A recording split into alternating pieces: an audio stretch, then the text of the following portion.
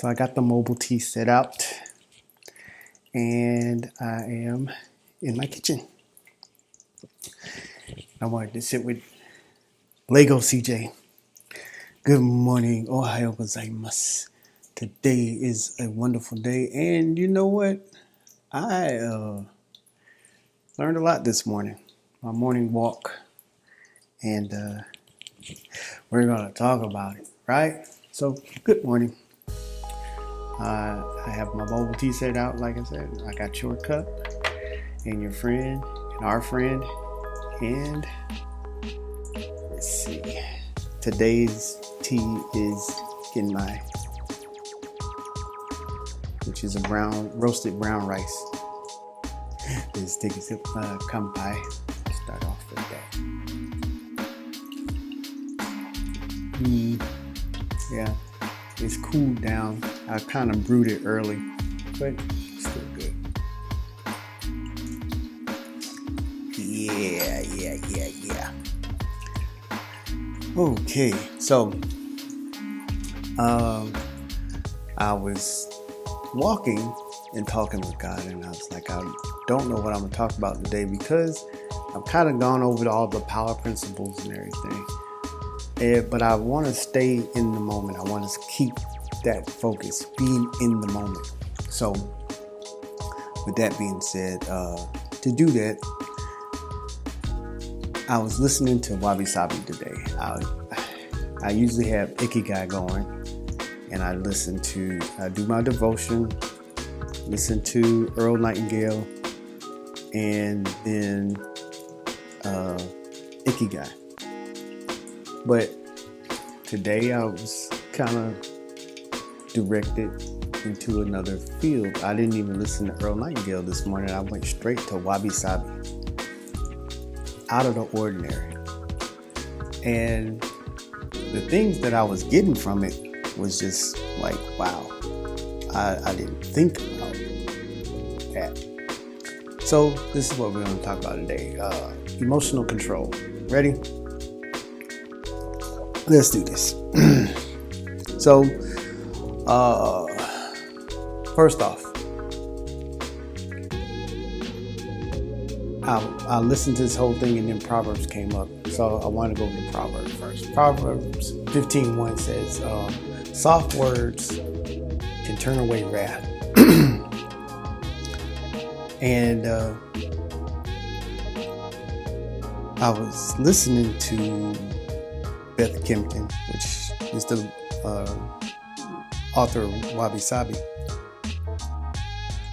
And she gave a situation where all these cultures came together. It was South Korea and Japan and England. It was for FIFA World Cup. And everybody has their own viewpoints and how their things should go, right?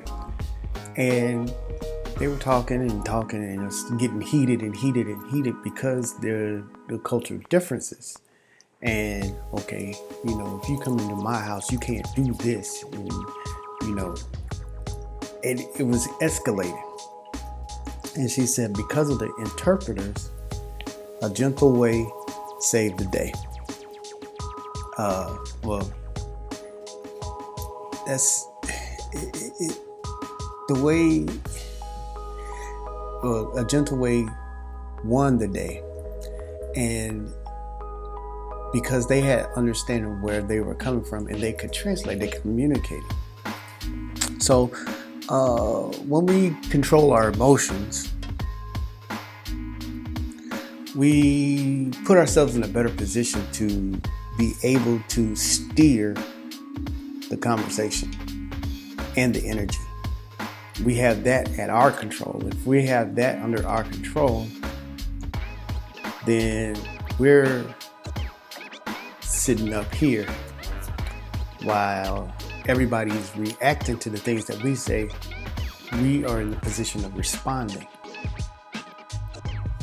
So when you don't have to react and you can think and respond, you place yourself in the position of not, I wouldn't say authority, but you are able to manipulate the situation in your favor.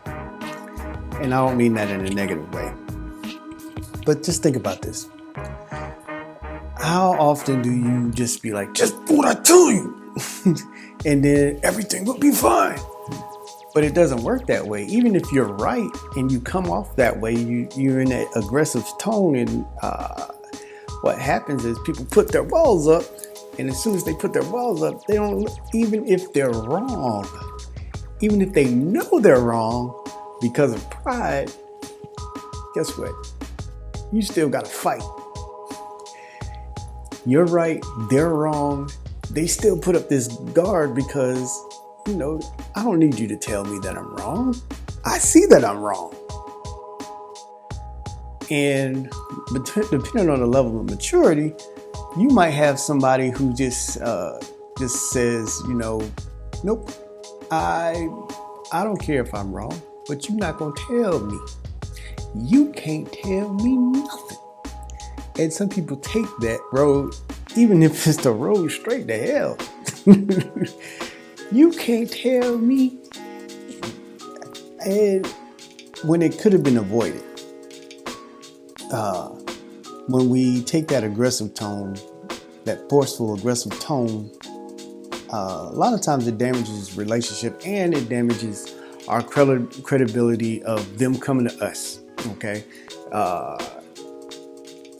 Because they know you're going to make them feel small. Even if they're right and you're wrong, it still ends up in a bad, negative way. So as I was walking this morning, I was listening to the audiobook. And in the chapter on calm communication, she talked about how the gentle way won the day. And she went on to talk about react and response. And this is where I was saying emotional control comes in. Emotional control, right? So this is good. This, you might want to write this down. This jumped out at me. Two things jumped out at me. But she said, you can communicate what you feel without reenacting how you feel. You can communicate what you feel without reenacting how you feel. Say if you hurt me and I come at you